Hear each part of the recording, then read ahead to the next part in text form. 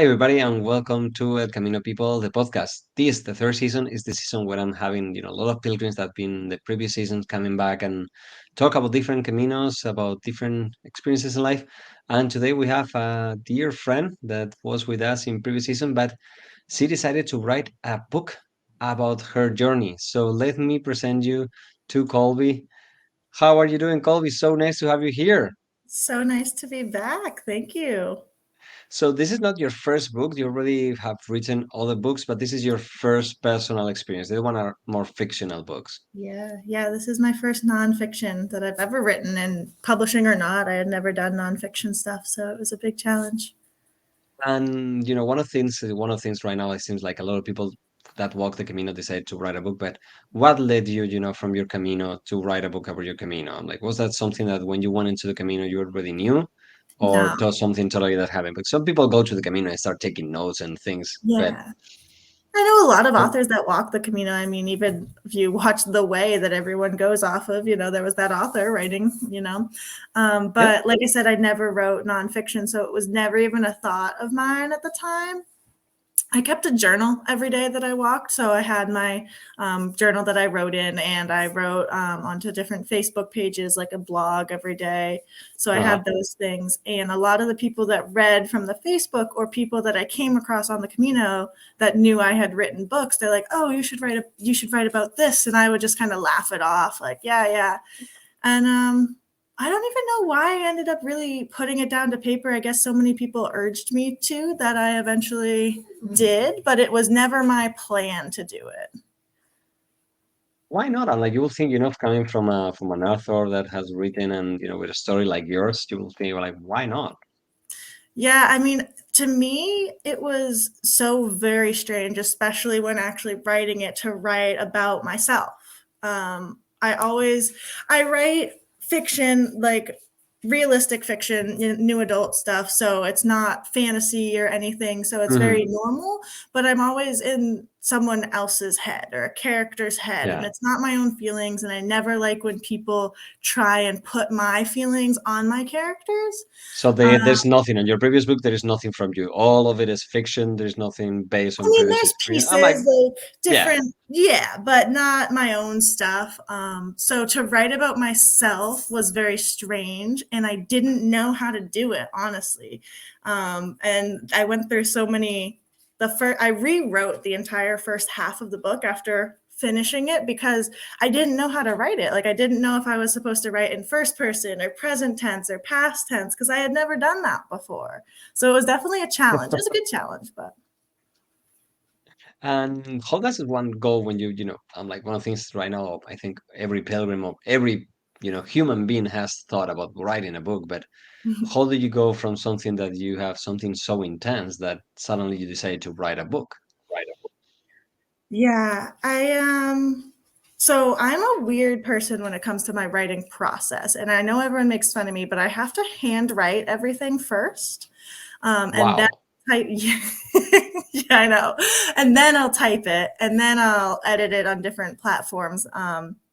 But for this one, I had all my handwritten journals already. So I didn't handwrite it. I went right from the journals to actually typing it. And I'm huge into photography, pictures as well. So every time I wrote about it, I had my pictures out from it, and I had my journal, and my time on the Camino, even though it was in 2018, I can remember almost every minute detail, whether it was a left hand turn, right hand turn, the smell, what the weather was like, that kind of thing. So it came very easily when I started writing it. And once I got into it, about remembering things. And it was so nice to relive it fully.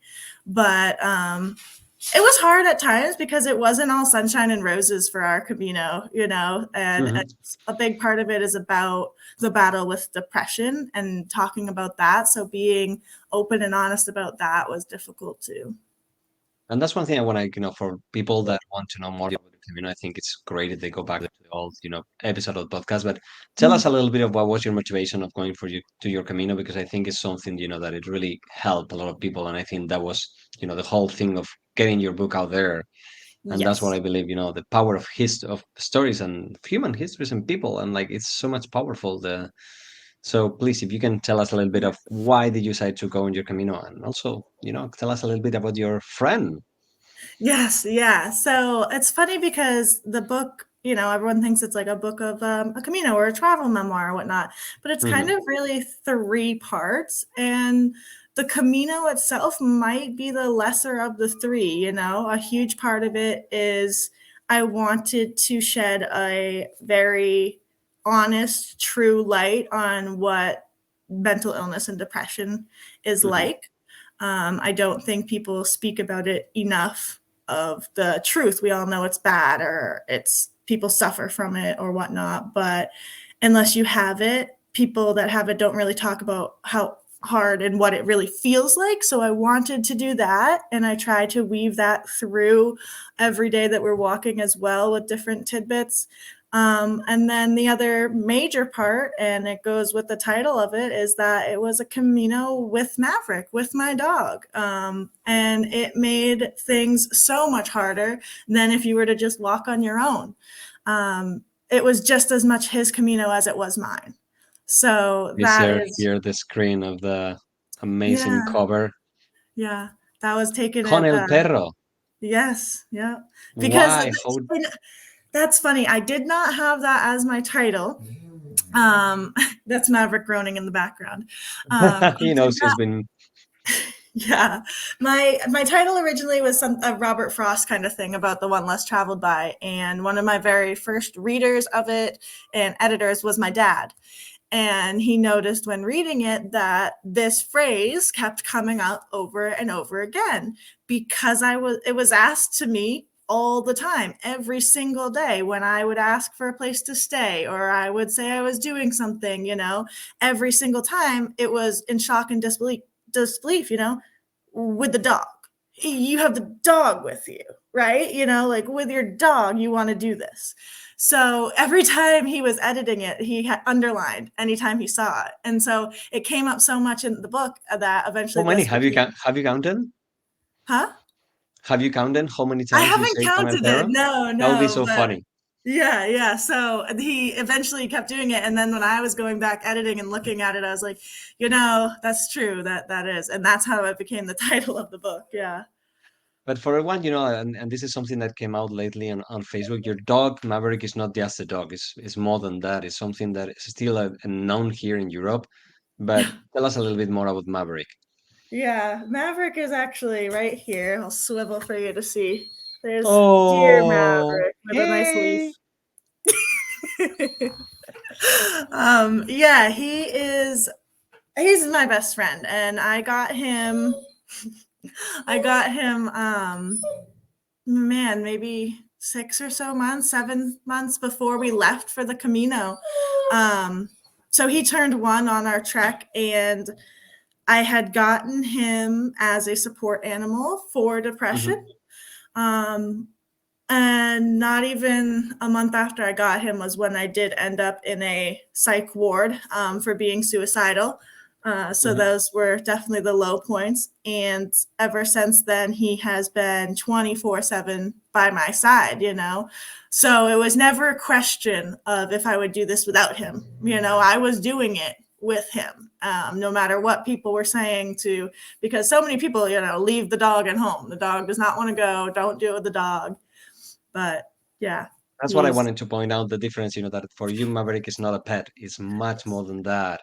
And, yeah. this came out because lately I saw on Facebook a post about someone that was coming also with a support, animal. And they were Mm-hmm. saying that here in Europe, the law is so different, because if you go to States, the support animal is allowed anywhere that you go.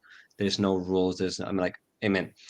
There's Mm. specific rules. But here, when you talk to people, hotels or this is not my pet. Right. This Right. is And something it's different. interesting because it's still that way, very much so. But when we did it in 2018 in Spain, especially, but I think most of Europe at the time, really, unless it was a seeing eye dog for a blind person, they did not care. It No, didn't and that's the matter. thing. The only Yeah, it support dogs didn't. that we know, kind of like we are used to, is that if you're blind, yeah, that's a support dog. Yes. Other Yep. than that, it's a pet.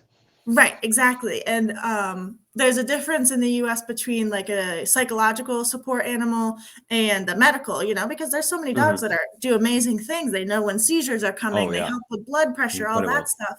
But even then, Spain wouldn't recognize that. It was Hmm. just for if you were blind and you had a seeing eye dog. Now I'm looking at things because I was supposed to go to Spain last year as well. We didn't end up making it, but they're so much more open just since It's changing. Yeah, the 2018 whole thing to in Europe is now. changing.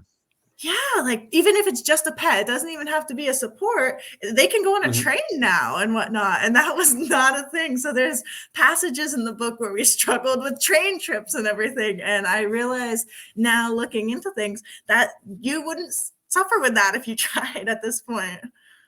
I think we'll see in the future that you were the Cristobal Columbus, and I have a couple of friends that did the Camino with a pet, but Mhm. you were the first one that did it with a support animal. And I think little by little the Camino is growing, and these are new things, and we have to give the people also time and even Mhm. pilgrims and hotels and everyone, because at the end this is still something so unknown. As you were saying, even depression is something that we don't talk about.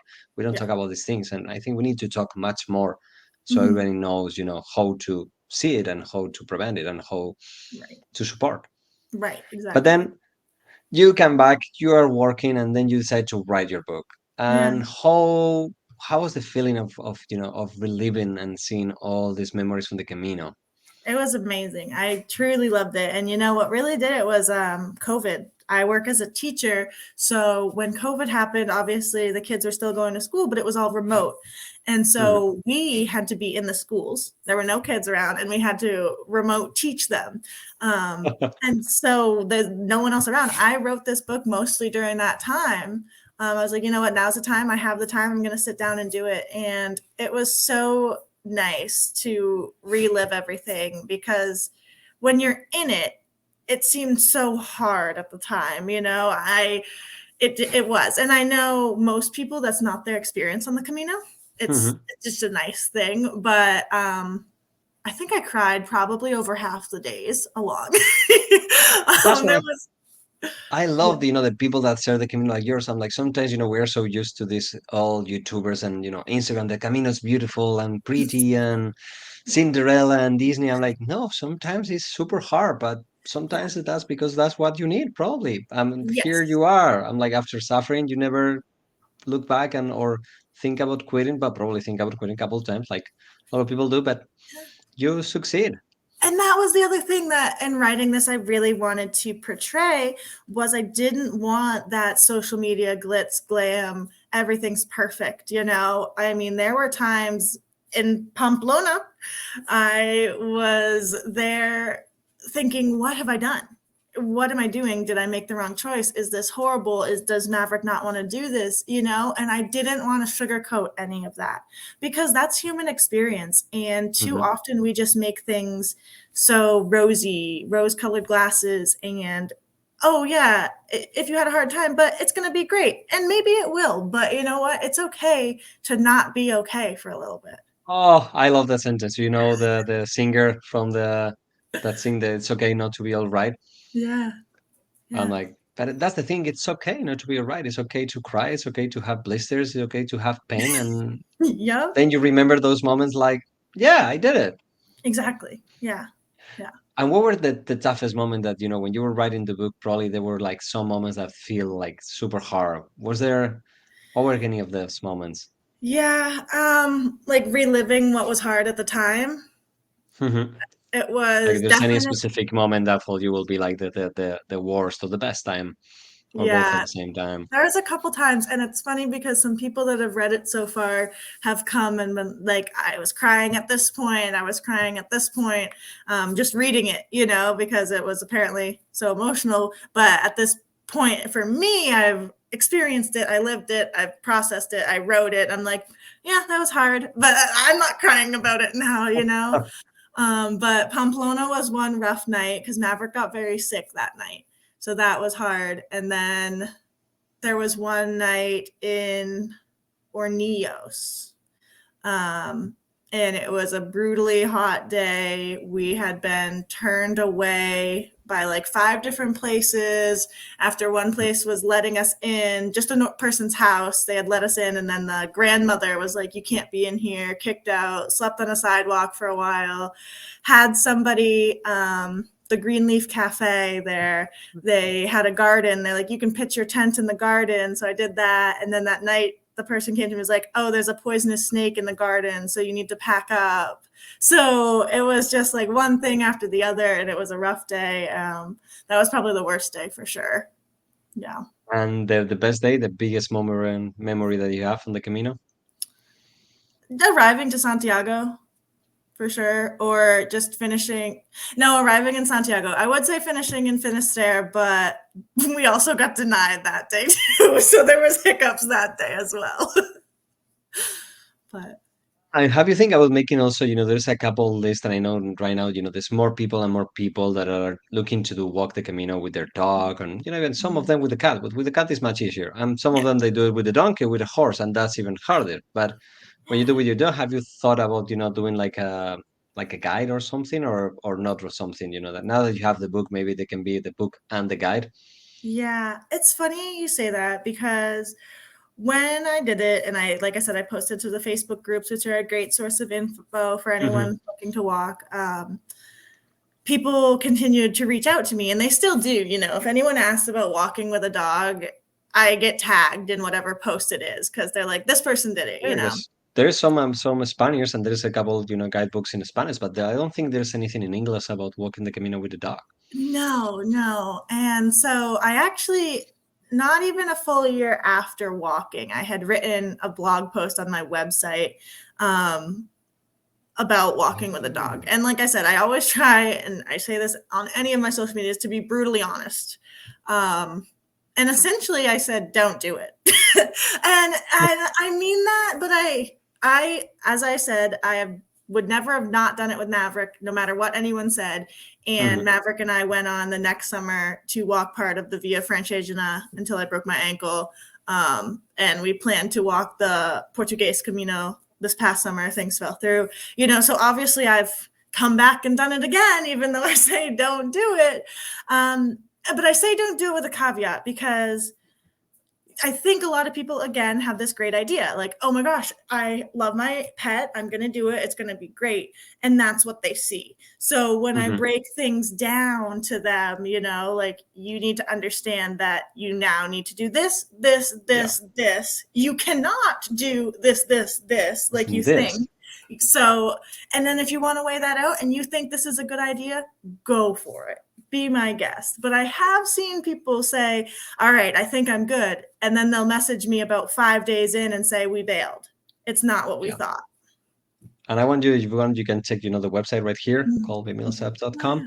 And I think, the walk in the Camino with the dog is like kind of like the experience of having an albergue in the Camino. You see the flowers, you see the beauty, but you don't see the dark sides of what you're missing. And like having an albergue is 24/7 from Mhm. May till October.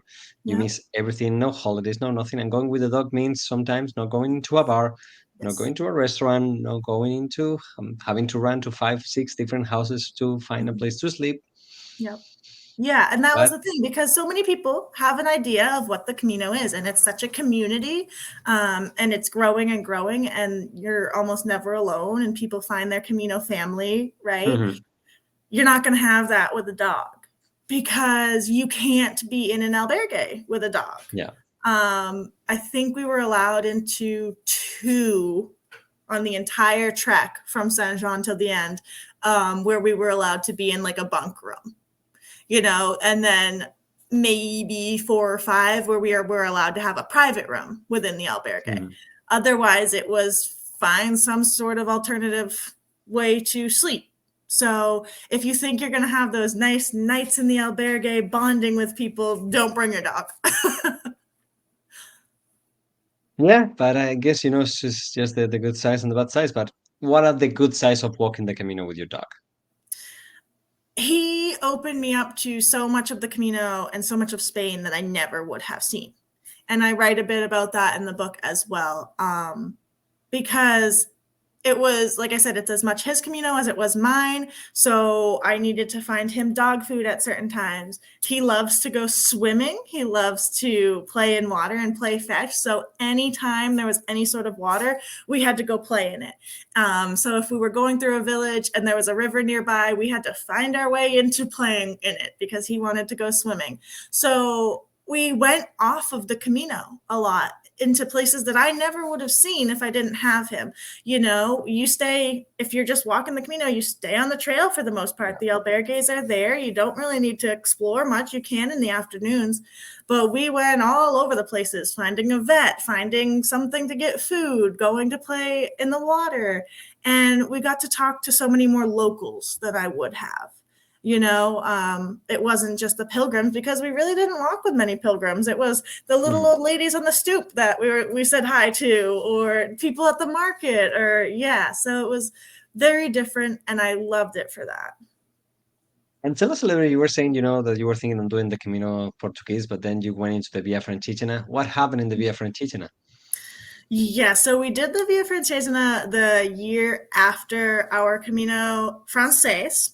And we had planned to go from Martigny, Switzerland, down to Rome Hmm. because that was the time that I would have teaching. That Yeah. was my summer. And so we were following plan. It was going well. We crossed the Alps through San Bernard Pass, and I like fell off of the edge of a roadway ish thing, you know, like where asphalt and dirt, Uh-huh. and my ankle broke. So I didn't think it Wow. was broken at the time, obviously, but Yeah. it wasn't good. Italians are the nicest people in the world, and they were very helpful during that time. But so we ended up taking a little hiatus there. And then in the midst of that, one of the really bad heat waves was happening. So we only made it to um, basically Aosta in Italy. And then I was still set to be in Italy and eventually get to Rome at a certain point. So we just kind of went off course, and we ended up hiking a bunch of different things. We ended up in Zermatt, Switzerland. We hiked the Dolomites. All of this was with the broken ankle, mind you. We went to Germany. We walked across Liechtenstein in a day. So we did all of that, but we didn't finish walking the Francesina. But Would there be a book about the journey? You know, I have thought of that because of how fun this was to write. And now that I know how to write it after that whole trial and error at the beginning, yeah, I thought it would be enjoyable. Because yeah, we did spend a whole summer traipsing around Europe essentially. And so depending on how this is received, since it just came out, and we'll see if people Mhm. actually enjoy it, it could be hated, you know, and then maybe I won't want to write another one. But yeah. So tell us a little bit, what can people find in Con el Perro? Um, so definitely if you're looking for what the Camino is like, I go day by day from my journal entries. So you get a little bit from every day, and it was super fun for me to go back and do more research on things in Spain and things of the Camino because I'm a huge history nerd. So get a little bit of history stuff about Camino things, Spanish things, but the focus definitely is on me and Maverick and the bond between someone and their dog who is their best friend, essentially. And just highlighting the everyday battles and what depression and anxiety can look like in someone. I love the quote, the dog that brought me back to life. Yeah. Yeah. And it's a lot. And I think, like I said, always the reality of things. You know, one of my last things, the afterword, I say how this isn't a cure for depression. You know, I would love for this book and this walk and everything to say, yep, I walked so however many miles and I am good now. Depression is Mhm. gone. Life is great. And that's not the case. And we can't think that it will be the case. Depression is never cured, they say. If you are doing better, you called in remission, just like you are with Mhm. cancer. Yeah. It could come back at any time, and you can learn to manage it And I think a lot of what this time along the Camino did for me was it didn't cure my depression. That's not a thing. It taught me how to live a life with it still there. I think that's the beauty of the Camino. A lot of people right now, I think they're seeing the Camino, as a medical pill, but it's not. It's just the perfect place where you take everything away and let you focus on yourself for a bit of time with people that is going through the same in this probably the safest environment ever. And then that's the thing, it doesn't cure you, but puts you in a way and puts you on the way of, then walking more Caminos. And when Yeah. you're in a bad moment, you go back to your Camino memories, or you read a book, Con el Perro, or you go and read any of the amazing books, or watch the movie The Way. Yeah, definitely. It really strips you down to you and who you are and what you want in life and what life really means to you. And that's the beauty of any Camino you want to go and walk. Leave everything behind for a bit, put on a backpack and just start walking. Find And out then who you will you are figure pretty out. fast. Yeah. So tell us, where can we find the Con el Perro? It's on Amazon for anywhere now. So it's in hardcover, paperback, and Kindle versions, and Kindle Unlimited. So this is my first time having a book in hardcover. So that was super exciting for me. And I think I like the So this hardcover is the better. first one. The other two are not hardcovers. They were No, they're just just paperback. Yeah. So this, okay. yeah. So this I one's love got a nice hardcovers, little hardcover one. Yeah. But the and I'm paperback's glad that you choose that paper the picture for the. I think yeah, it's great. I love that one. That was in Finisterre, and my cover designer who designed my first two covers, obviously as fictional books, he was able to find whatever to make the Yeah, covers more and art, more creation. yeah. And for this one I asked him, I was like, I don't know if this is something you do, but I have a lot of pictures from Hmm. my Camino. And so I sent him a sampling of them. And this is the one that he chose. And, I did think he was going to choose this one. But if you look at the back cover, there's also other pictures on it. Uh-huh. Yeah. So there's other ones that he had. And those other ones are ones that I had sent him for possible covers that ended up on the back. So, yeah. That's amazing. So my final question, and it's always the final question, is there any more Caminos on the list or for next year? Are you thinking on going back to the Franchiche now, the Portuguese? I would love to. My goal some point in the next couple of years would be to move to Spain, in which case it would be much easier to, Yeah, yes, yeah, to yeah. get It to these. usually makes much easier to walk the Camino when you live in Spain. Yeah. So for now, I did just get the new puppy. So now it's Maverick and Goose together. So traveling So now internationally it's with double two travel. of them. I'm like, how do you travel with two dogs?